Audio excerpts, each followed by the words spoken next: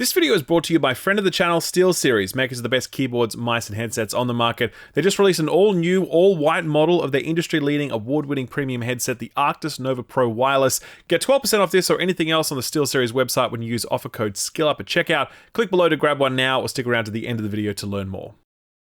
Gamers, the original script for this video had a sassy intro about someone successfully smoking me in the comment section last week, had a joke in there about Kendrick and Drake, you know, the standard opening patter. Then, just as I was drifting off to sleep last night, Microsoft announced that it was shuttering 4 studios, including Arcane Austin, makers of Dishonored, Prey, Moon Crash, and Redfall, and Tango Works, makers of The Evil Within 1 and 2, Ghostwire Tokyo, and the recent award-winning Game of the Year nominee, Hi-Fi Rush. Now look, to be honest, at the time of writing, Microsoft made that announcement just a few hours ago and reactions are still flooding in. It's a big and important piece of news, it's something I have a lot of thoughts on, and rather than shorten the rest of this episode to make room for that news, I'm gonna have a think about how and when to cover this properly. It may be a bumper episode later this week, we may leave it until next week's show so we can wait for more information to come in, but right now, I kinda just want to sit with it for a bit to make sure I give you something considered and comprehensive, rather than going off half-cocked with stuff that may end up being corrected minutes after it's published. So that's how I want to tackle that one. For now though, let's take a look at everything else that's happened this week, because there was a lot of stuff. Some of it good, like Sony walking back their disastrous Helldivers PSN decision, but some of it not good, like Sony trying that bullshit in the first place. By now, the story of how Sony nearly killed its golden goose feels like it's months old, but I can assure you it all transpired 3 to 5 days ago. That is how messed up the passage of time is at this point. Now, as a setup for this, I think it's important to understand what an absolutely gargantuan runaway success Helldivers 2 has been for Sony, specifically because of its performance on PC. The peak concurrent player count on Steam is well documented, over 458,000 people, making it by far and away Sony's most played game on PC, but the staying power of that audience is equally important. It's still averaging daily concurrent peaks of over 110,000 people, putting it in the top 10 most played games on Steam.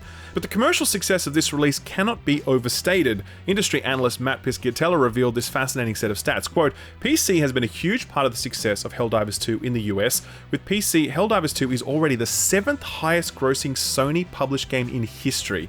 Without PC, it wouldn't currently rank among the top 20, end quote.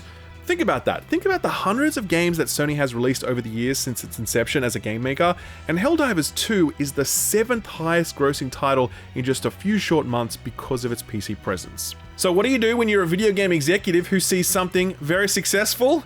You guessed it, you try your absolute darndest to fuck it up, because it's never enough for these people. It always has to be more dollars, or in this case, more data. Last week, Sony Interactive Entertainment penned an announcement and put it on the Steam page for Helldivers 2. It read thusly, quote, "Due to technical issues at the launch of Helldivers 2, we allowed the linking requirements for Steam accounts to a PlayStation Network account to be temporarily optional. That grace period will now expire. Account linking plays a critical role in protecting our players and upholding the values of safety and security provided on PlayStation and PlayStation Studios games. That is our main way to protect players from griefing and abuse by enabling the banning of players that engage in that type of behavior. It also allows those players who have been banned the right to appeal. As such, as of May 6th, all new Helldivers 2 players on Steam will be required to connect their Steam account to a PlayStation Network account," end quote. Functionally, what this would mean is that when you logged into the PC client of Helldivers 2, you'd be presented with a PSN login or sign-up page, and if you didn't then log into a PSN account, you couldn't play Helldivers 2 at all. So at this point you might be like, well, what's the big deal? Many games ask us to create accounts for third-party platforms when we play them, so why is it such a big deal when Sony asks us to do it here? Especially when they foreshadowed at launch that a PSN login would be a requirement at some point in the future. Well, there's a couple of responses to that. Firstly, a lot of people just don't like handing over their personal data for no good reason. Most people don't care about it, but some people do, and that's their right. And given that most people who bought Helldivers 2 wouldn't have read the fine print about the PSN requirement, it's understandable how people worried about their personal data might suddenly object to Sony demanding it. This is doubly the case given Sony's atrocious track record with data security. The company has been the victim of large-scale hacks on multiple occasions, and so it's perfectly reasonable to not want to give Sony any of your personal data because who knows where it might end up. Thirdly, and most importantly, did you know that the PSN is not available in the majority of countries on planet Earth? It is accessible almost anywhere, but in terms of being able to actually sign up to it, only about 30 countries can legally do that. Everybody else has to enter a fake address in another country when they sign up for a PSN, and that's a move that is against Sony's own terms of service and can result in your account being permanently suspended with no refunds for any prior purchases. Sounds ridiculous, right? Sounds like I'm making that up. Well, a few days after this announcement went live, Helldivers 2 was delisted from Steam in the 177 countries where PSNs cannot be legally created. Can you imagine how much of a bellend you would have to be like, hey yeah, this sign-up thing no longer means we can sell our best-selling game in 177 countries, but that's okay, ship it. Can you imagine how inept you would have to be as a video game executive to go down that path? And I actually think that's what it was, to be honest, because I don't believe that Sony are actually that stupid. I just think they hadn't fully thought this through, and they assumed that the PC world worked like the console world, where the PlayStation is sold in a bunch of countries that Sony doesn't legally support. But PC is not like that, as it all goes through Steam, and Gabe is not going to be willing to sell people things that they are not legally allowed to own, because that creates a liability risk for him if they start asking for refunds. And see, the brilliance of Steam is that it's one of the few remaining video game platforms that lets you review products, so long as you purchase said product, and those reviews are visible to all. So, you can imagine how this went. On day one of the announcement, Helldivers 2 received 62,000 negative reviews, set against the roughly 300,000 total reviews that the game had to that point received. On day 2, that number went up to 114,000 negative reviews. On day 3, it was up to 154,000, and it peaked at a total of nearly 250,000 negative reviews, pushing the game deep into the overwhelmingly negative territory, a stunning turnaround for a game that was to that point universally adored. It was a response openly acknowledged by Arrowhead Studios boss Johan Palstedt. He tweeted out, quote, "Ouch, right in the review score. Well, I guess it's warranted. Sorry everyone for how this all transpired. I hope we will make it up and regain the trust by providing a continued great game experience. I just want to make great games," end quote. Sadly, Helldivers 1 was also caught in the crossfire. That game did not have a PSN requirement imposed, but people were so pissed off that they took to review bombing that title too. I'm actually a bit of an advocate for review bombing, which is an unpopular position in some circles, but I really do believe that most of the time, review bombing is used in good faith to highlight in no uncertain terms when a developer or publisher has done something really shitty. However, there is an ugly flip side to review bombing, where it is sometimes used in bad faith, punishing products, developers, and publishers that don't deserve it for whatever reason. Helldivers 1 copping downvotes because Sony HQ imposed some bullshit on the sequel. That is not an appropriate use of Steam's review feature. And that's exactly what happened, by the way. This was Sony's doing, not Arrowhead Games, a point well made by the Arrowhead CEO. Quote, "On a serious note, we are talking solutions with PlayStation, especially for non-PSN countries. Your voice has been heard, and I'm doing everything I can to speak to the community, but I don't have the final say," end quote. At the same time, Palstedt acknowledged Arrowhead Studios also shared part of the responsibility for this mess. Quote, "I do have a part to play. I am not blameless in all of this. It was my decision to disable account linking at launch so that players could play the game. I did not ensure players were aware of the requirement, and we did not talk about it enough," end quote. It wasn't just him though. The Helldivers 2 community management team did not help the situation when a community manager by the name of Spitz started saying stuff like this, quote, "It's not like this is the first or even the 14th mainstream game to require a third-party account that takes a couple of minutes to create, but if it's a deal breaker to have to take 120 seconds out of your day to enter an email and password, then forget about it. Change your Steam review and make your displeasure known on a platform where it matters," end quote. Spitz would later go on to apologize for that statement, saying they were unaware of the inability of many players to legally create PSN accounts. Quote, "I deeply regret implying that it was so easy for everyone to just sign up and not have to worry about it. It's absolutely not our intention to force people to break Sony's terms of service or just not play the game if they're in a restricted region. There needs to be a better solution," end quote. Spitz then kind of overcompensated for this error, taking things to a whole new level when they began suggesting to the player base that they leave negative reviews, as that, quote, "gives them more pull in discussions with Sony," end quote. That is an interesting position for a community manager employed by Sony to take. It's courageous, it's player first, but it's also pretty risky for obvious reasons. And recent unconfirmed reporting suggests that Spitz has in fact lost their job. At the time of writing, there's no official confirmation on this, but there are scattered reports that Spitz is no longer a part of the Arrowhead team, and that Spitz describes their exit as involuntary. I will update next week if aspects of that turn out to be inaccurate. While all of this was going on, Sucker Punch were clearly getting a little nervous. They're about to release Ghost of Tsushima on PC, and so they issued a statement clarifying that the single-player game will not require PSN, but if you want to play the Legends multiplayer mode, then you'll need a PSN account to do that.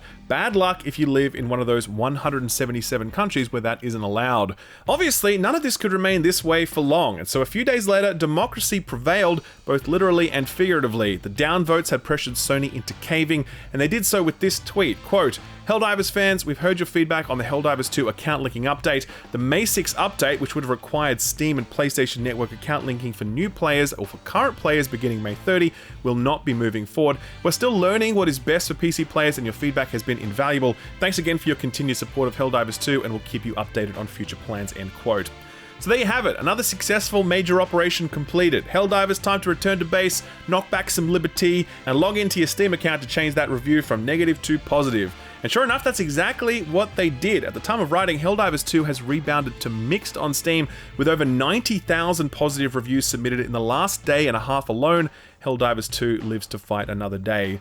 But it has been a sad chapter. So much needless angst, goodwill needlessly burned, community managers going too far in defense of their game and then too far in defense of their player base, potentially losing their job as a result. There's a funny proposal for a cape that Arrowhead may or may not add to the game to commemorate this whole ordeal, and that's cute and all, but given how much anger, angst, and disappointment this whole chapter has caused, I don't know that this is a chapter that Arrowhead should be making jokes about in quite that way. Keep the jokes focused on liberty and democracy, in my opinion.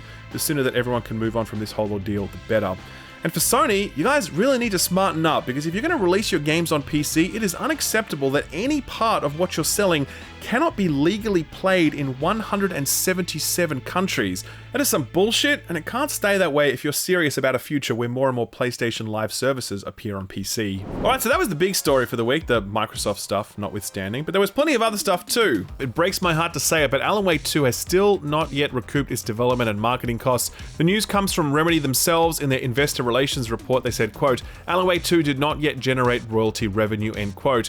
I continue to be appreciative that Epic backed this project and gave Remedy all the latitude they desired while making it, and a boatload of money to market it. But for the love of God, the Epic exclusive strategy is and always has been super dumb, and dumber still to apply that model to a niche game like Alan Wake 2, which appeals to hardcore nerds who already have vast console or Steam libraries. Epic, just release this on Steam, you will make a boatload of money with the added byproduct of making people happy. Literally win-win. Thank you for coming to my TED Talk. I know I'm the only person who has a kind word for Diablo 4, but perhaps the ranks of Diablo 4 enjoyers will soon swell owing to the upcoming Loot Reborn update. The coming season will launch with a total revamping of the loot system, greatly simplifying things, removing dozens of super context-specific affixes, and allowing you to masterwork your most prized items. It's an overhaul that the community is very excited about, since Diablo 4's convoluted itemization was one of the key things holding it back.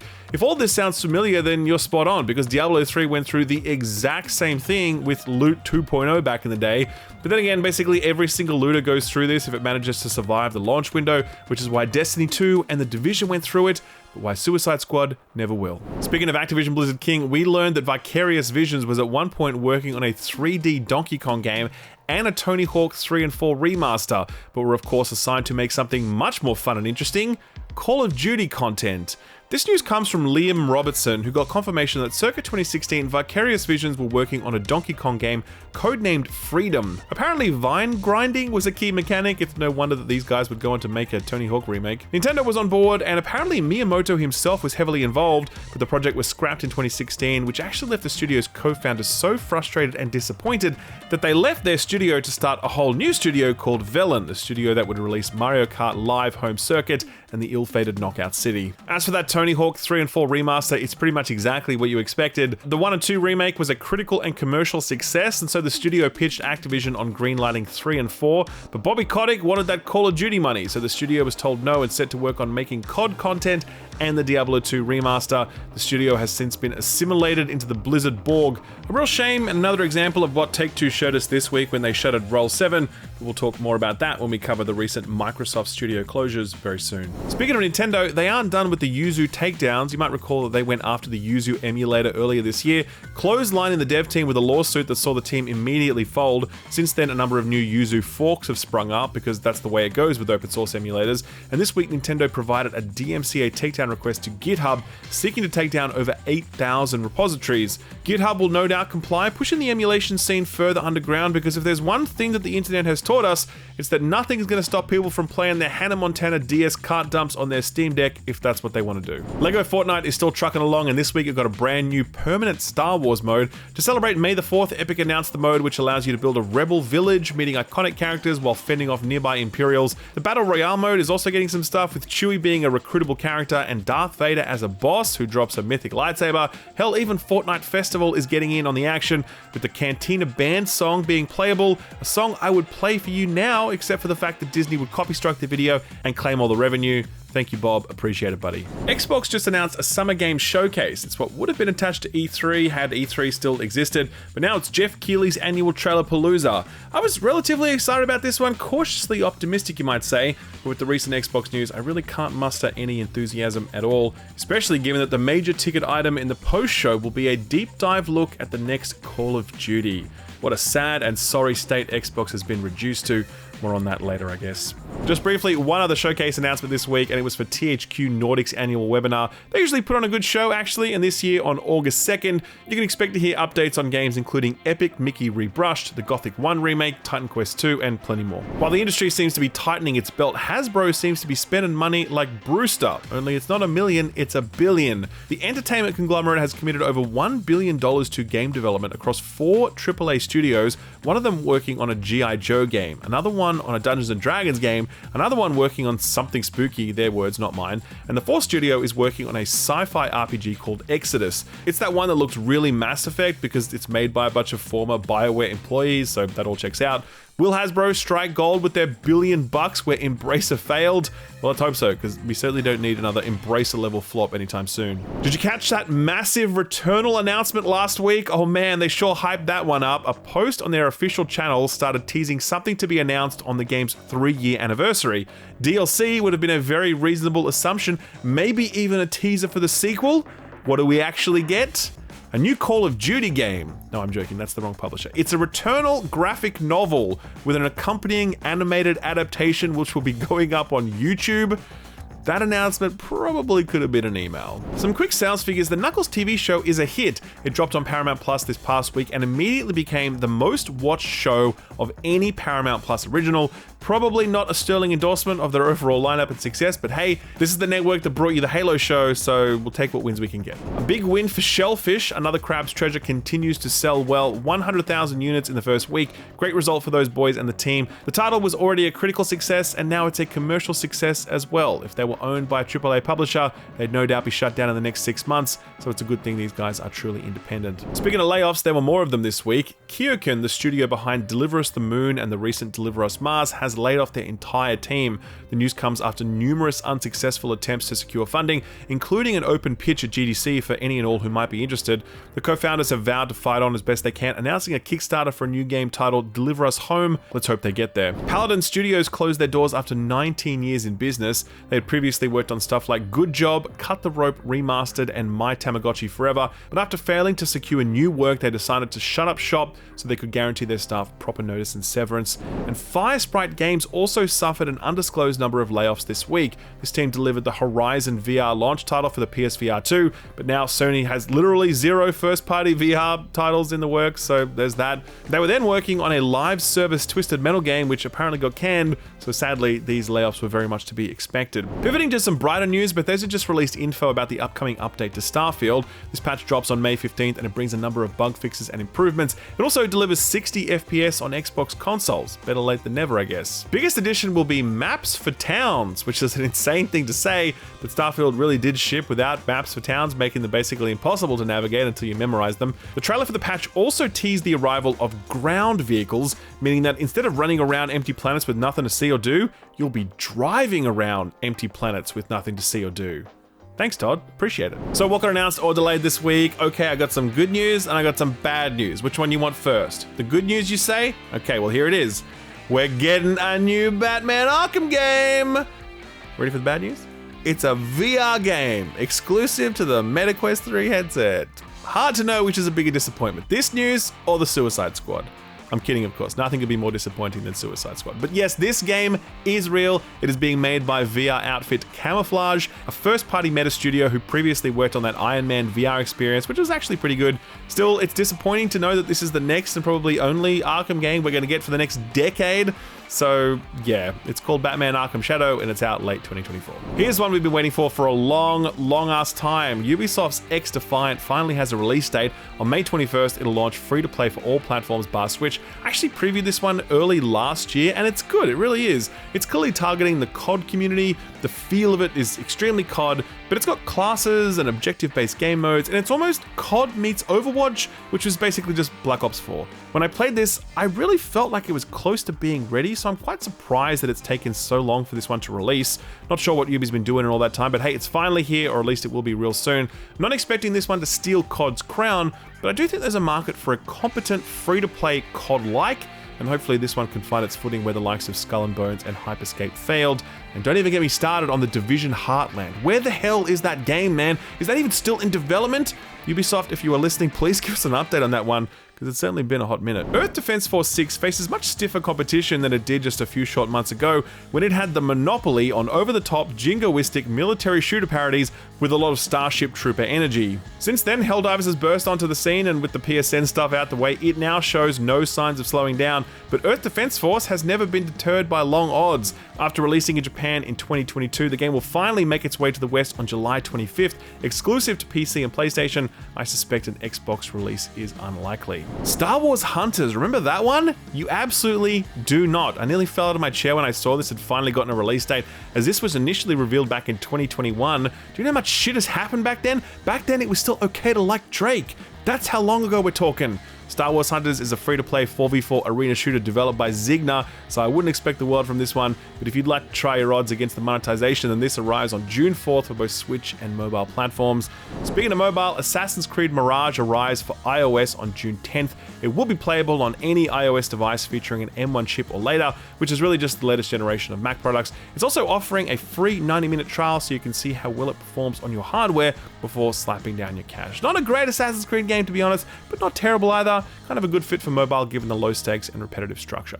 Now look, I honestly don't know how to feel about this next one. I'm deeply conflicted. On the one hand, there's the revelation that they're making a video game based on Funko Pops, those annoying plastic bobblehead things that for some reason exist, and pop culture stores and conventions use them in place of bricks and other load-bearing materials. I feel like I've seen life-size pyramids built out of Funko Pops. They are a scourge and they must be destroyed. At the same time, this game they're making actually seems pretty low-key cool. It's in partnership with Universal, and it's basically a brand play roping in stuff like Jurassic Park, Scott Pilgrim, Back to the Future, Invincible, and tons of other stuff. It's kind of like the Lego games, only with worse plastic toys, but to be fair, these ones don't hurt as much when you step on them. And wouldn't you know it, this game comes from former TT Games developers, people who previously had worked on Lego games. So there you go, now you see why I am conflicted. We will all get unconflicted when we play Funko Fusion for ourselves on September 13th, arriving on all platforms. Final release date announcement is for the new Super Nintendo World, currently under construction in Orlando, Florida.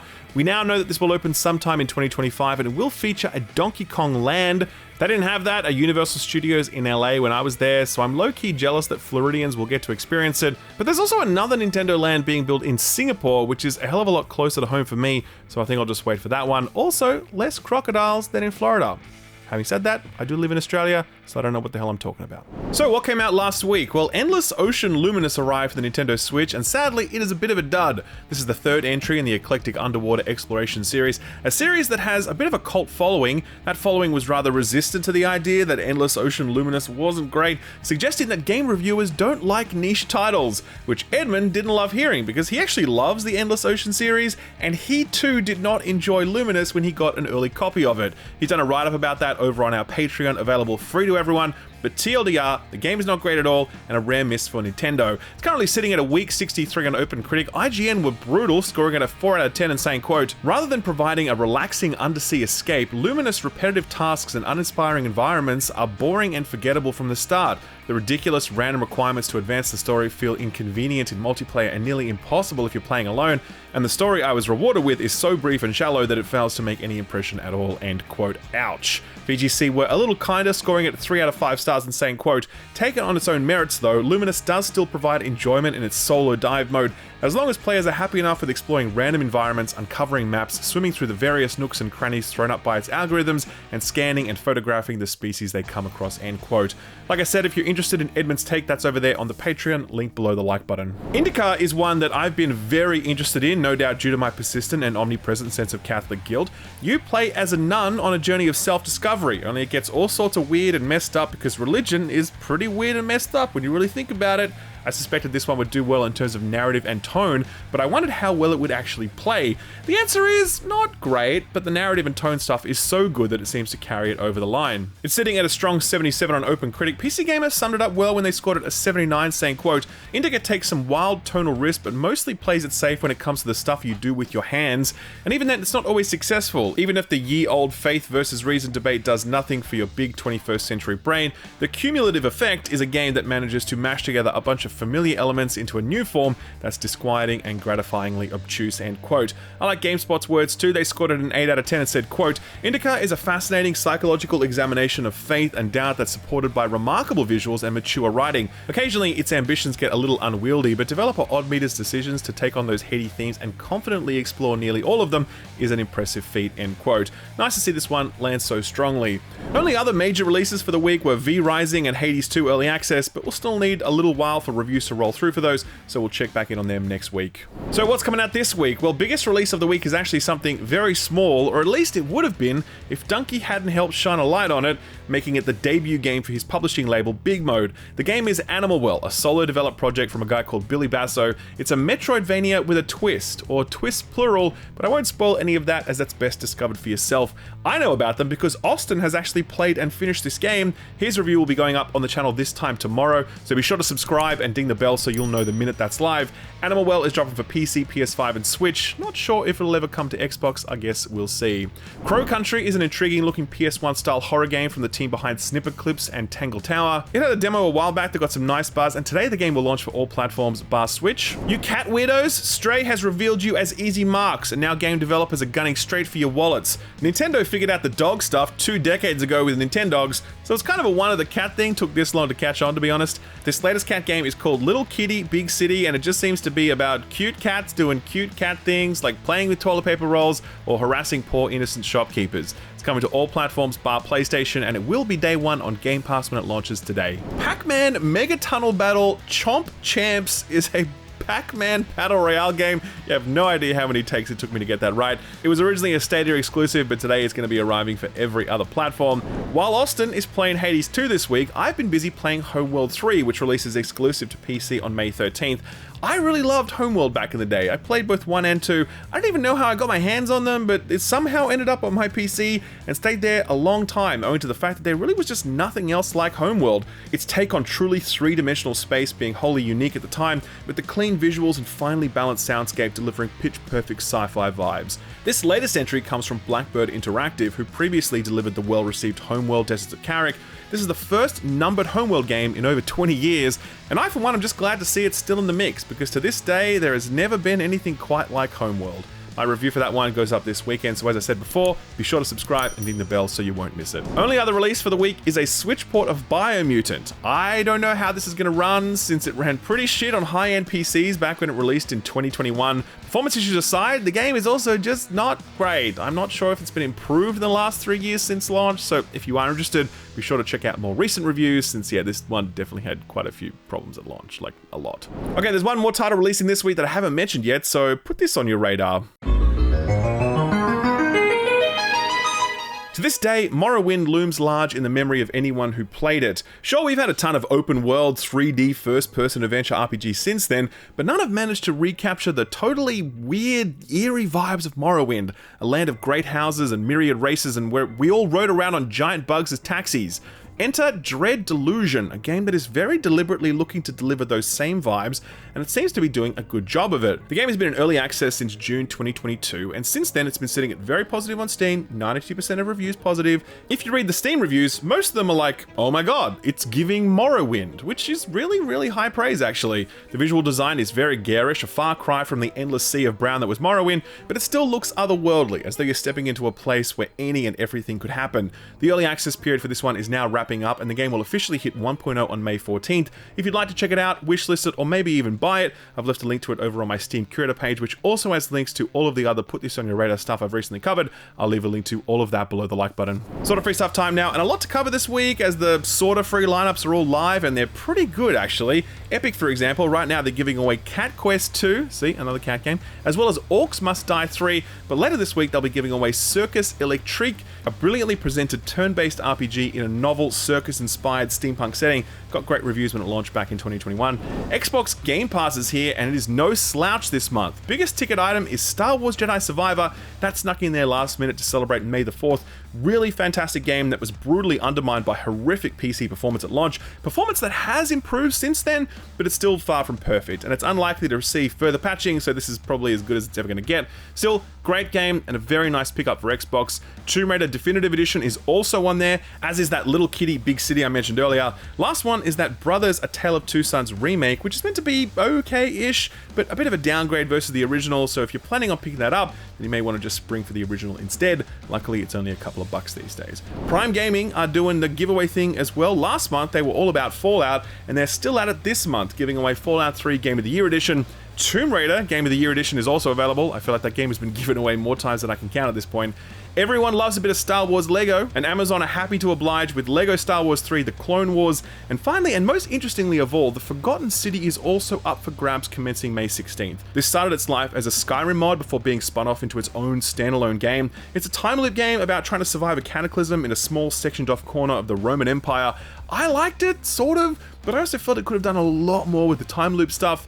Everyone else, though, absolutely loved it. It sits at 96% overwhelmingly positive on Steam. Definitely worth checking out if you're at all interested in that sort of thing. Finally, PS Plus brings up the rear with a really smashing month. Kicking things off, literally, is EA Sports FC 24. I could care less, but football people, enjoy yourselves. More my speed is Ghost Runner 2, sequel to the excellent cyberpunk-themed parkour speedrunner. Fantastic series, and the last one didn't come out all that long ago, so this feels like a great deal. Finally, to cap things off, Sony are very shrewdly giving away Destiny 2's latest expansion, Lightfall. Not a great expansion, sadly, particularly when it comes to the narrative, but hey, it doesn't really matter because in less than a month, a new and potentially final chapter of Destiny 2 arrives in the form of the final shape. That is what you'll be playing if you're playing anything Destiny 2, with previous expansion content revisited sparingly for specific weapon drops or triumphs, or if weekly activities happen to point you to them.